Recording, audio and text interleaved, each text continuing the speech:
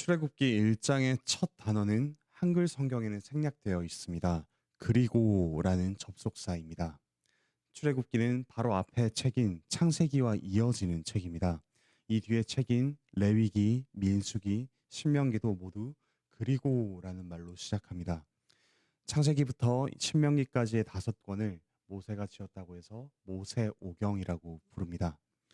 모세오경을 통해서 하나님께서 그분의 백성을 어떻게 창조하시고 구원하시며 불러내셨는지, 그리고 그들을 통해서 어떻게 이 세상을, 역사를 펼쳐가시는지 알 수 있습니다. 특히 출애굽기 1장부터 18장은 하나님께서 이스라엘을 애굽으로부터 구원해 내시는 내용입니다. 1장에서는 이스라엘 백성이 애굽에서 박해받는 이유와 그 실상을 보여줍니다. 이스라엘 자손은 요셉을 중심으로 애굽에 정착했습니다. 세대가 거듭될수록 7절에 나오듯이 그들은 생육하고 번성하며 온 땅에 가득하게 되었습니다.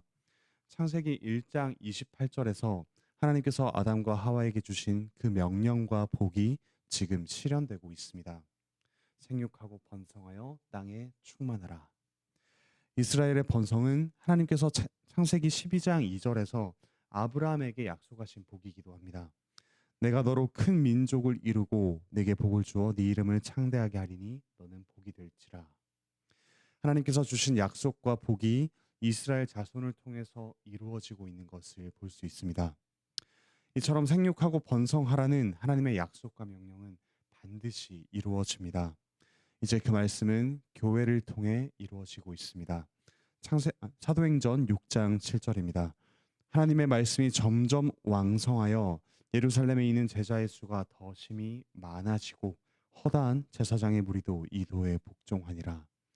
여기서 말씀이 왕성한다는 표현과 제자의 수가 많아진다는 표현은 각각 생육하고 번성한다는 말과 같습니다. 말씀과 반대되는 현실이 때로는 너무도 강력해 보이고 또 교회는 힘을 잃어갈 때가 있습니다. 하지만 태초에 처음 사람에게 하신 하나님의 말씀은 오늘 우리에게도 반드시 이루어집니다. 아브라함과 애굽의 이스라엘, 초대교회 모두 척박한 환경과 핍박 속에서도 이 말씀이 이루어지는 것을 경험했듯이 오늘날 우리 역시 똑같은 것을 경험할 수 있습니다. 그러므로 주님의 약속을 붙들고 말씀이 오늘 우리의 구체적인 삶에 왕성하도록 기도하며 힘씁시다. 가정, 직장, 학교, 여러 관계 가운데 하나님의 말씀이 진리임을 경험하고 그 진리를 따라 살아가시길 바랍니다. 우리가 누리는 이 참 생명이 우리 이웃들에게도 전해지도록 말과 삶과 기도로 힘씁시다. 그리하여 제자의 수가 많아져 함께 하나님 나라를 이루어가기 바랍니다. 이처럼 하나님의 약속이 이루어지는 한편 이에 대한 본격적인 반대와 핍박도 전면에 드러납니다. 아담과 하와가 타락한 이후 여자의 후손과 뱀의 후손 간에 끊임없는 싸움과 갈등이 이어져 왔습니다. 여자의 후손은 하나님의 말씀을 믿고 따르는 그분이 약속하신 그런 이들이고, 뱀의 후손은 하나님을 대적하며 자신이 하나님과 같이 되려고 하는 자들입니다. 성경에서 뱀의 후손의 대표로 나오는 이들이 출애굽 당시의 애굽과 그 왕 바로입니다. 생육하고 번성하여 가득해진 이 이스라엘은 애굽과 바로에게 위협이 되었습니다. 바로의 생각에는 전쟁이 나면 애굽 땅에 있던 이스라엘 백성들이 적들과 결탁해서 큰 위협이 될 것으로 보였기 때문입니다. 여기서 우리는 여자의 후손과 뱀의 후손의 대비뿐만 아니라 두 가지 두려움, 두 가지 지혜가 대비되는 것을 봅니다. 그 첫 번째 두려움과 지혜는 애굽의 두려움과 지혜입니다. 애굽의 두려움과 지혜는 끊임없이 자신과 남들을 비교합니다. 자기 자신을 최우선으로 생각하며 자신과 비등하거나 자신보다 뛰어난 이들을 위협으로 여깁니다. 그래서 자신이 살기 위해 상대를 괴롭히고 죽이기까지 하는 것이 애굽의 두려움과 지혜입니다. 11절부터 14절에 그 실상이 나옵니다. 감독관들을 세우고 과도한 노동을 시켰습니다. 10절에서 바로는 이를 가리켜 이렇게 이야기합니다. 우리가 그들에게 대하여 지혜롭게 하자. 이것이 바로 애굽의 지혜입니다. 여기서 그치지 않고 바로는 히브리 산파들에게 신생아 중 남자아이를 모두 죽이도록 시킵니다. 나중에 커서 위협이 될 싹을 모두 잘라버리는 것이죠. 가장 강한 힘을 가진 권력자가 가장 약한 이들을 몰살하려는 비겁함과 잔혹함을 볼 수 있습니다. 신약에서도 이런 사람이 있었습니다. 유대인의 왕이 나셨다는 소식을 듣고 베들레헴과 그 주변 신생아들을 모두 죽여버린 헤롯이 그와 같았습니다. 이처럼 애굽의 두려움과 지혜는 자기를 위해 타인을 배제합니다. 이와 반대되는 하나님의 백성의 두려움과 지혜가 있습니다. 하나님 백성은 하나님을 두려워하며 다른 이들을 살리기 위해 자기 생명까지도 내어놓습니다. 바로의 명령을 받은 히브리 산파의 이름은 십브라와 부하였습니다. 그런데 17절에서 그들은 바로가 아니라 하나님을 두려워했다고 합니다. 그래서 바로의 명령을 어기고 남자 아기들을 살렸습니다. 최고 권력자의 명령을 어기고 가장 연약한 이들을 살리는 목숨을 건 일을 감당했습니다. 바로는 그들을 불러서 왜 그렇게 했는지 물었습니다. 그러자 19절에서 산파들이 이렇게 답합니다. 히브리 여인은 애굽 여인과 같지 아니하고 건장하여 산파가 그들에게 이르기 전에 해산하였더이다. 아마 실제로도 히브리 여인이 건장했을 것입니다. 그토록 생육하고 번성할 만큼 말이죠. 하지만 이들은 또한 지혜를 발휘하기도 했습니다. 바로에게 적대감을 드러내며 그의 심기를 건드리지 않았습니다. 그리고 그들이 하나님을 두려워한다는 사실을 굳이 이야기하지 않고 행동으로 드러냈습니다. 그러지 않고도 문제를 해결할 수 있었기 때문입니다. 오늘 우리도 세상에서 지혜를 발휘해야 할 때가 참 많습니다. 하나님의 뜻에 어긋나는 일을 맡을 수도 있고 따르지 않으면 손해를 볼 상황이 생기기도 합니다. 하지만 그때마다 하나님께서 산파들과 같은 지혜를 주시기를 구합시다. 분명히 저항하되 상대방이 납득할 수 있는 이유를 충분히 이야기할 수 있도록 지혜를 발휘합시다. 물론 때로는 상대방이 전혀 납득하지 못할 수도 있습니다. 그때도 우리는 하나님께서 은혜 베푸시기를 구하며 주님께 그저 순종하며 나아갑시다. 20절에서 이렇게 이야기합니다. 하나님이 그 산파들에게 은혜를 베푸시니 그 백성은 번성하고 매우 강해지니라.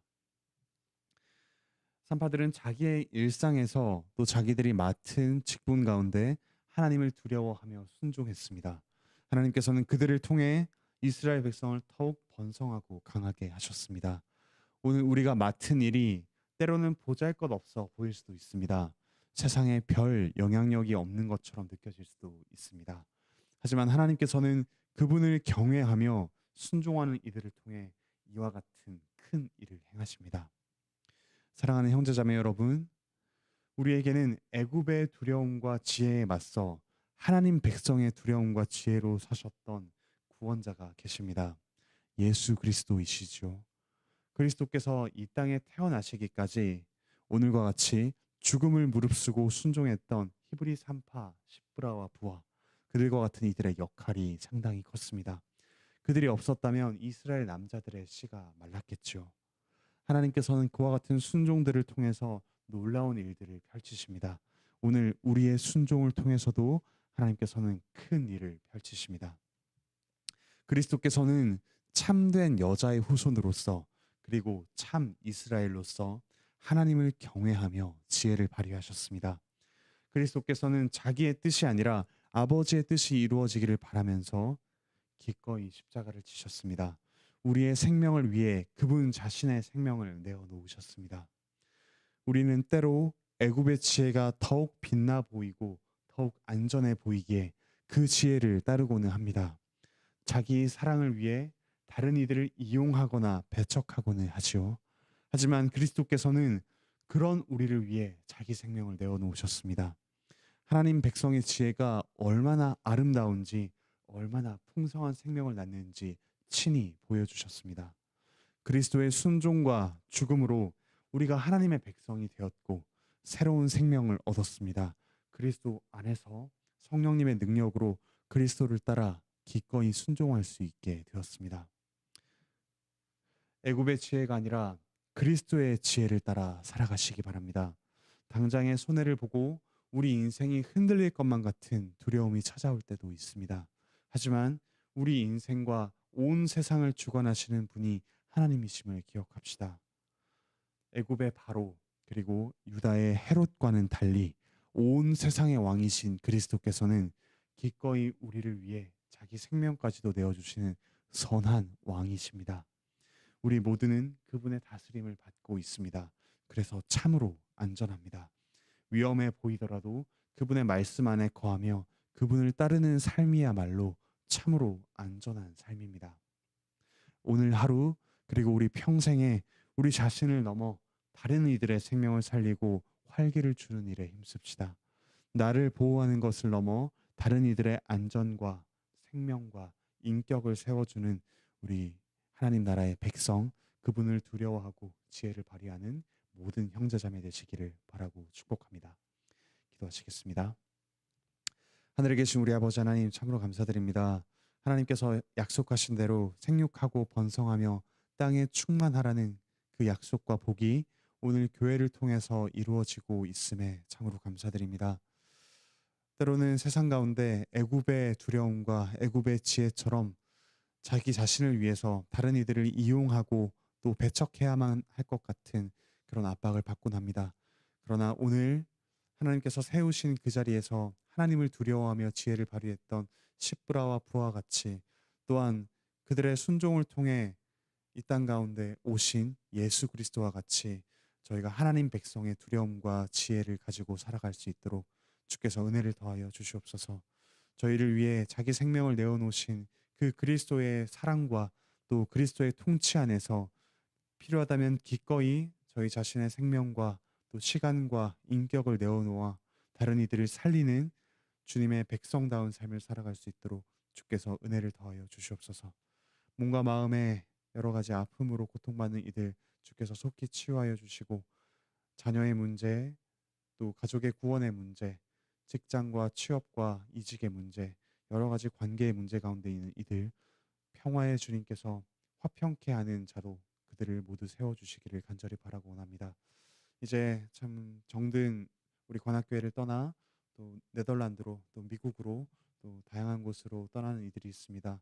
주께서 여전히 공교회의 한 일원으로서 그들을 보살피며 또한 말씀 안에서 성령 안에서 교제가 이루어지고 있음을 확인하게 하여 주시고, 그들의 새로운 삶 역시 하나님 백성의 삶으로서 하나님을 두려워하고 다른 이들을 사랑하는 그런 귀한 삶이 될 수 있도록 은혜를 더하여 주시옵소서. 감사드리며 예수 그리스도의 이름으로 기도드립니다. 아멘. 은혜로운 기도의 시간 되시기 바랍니다.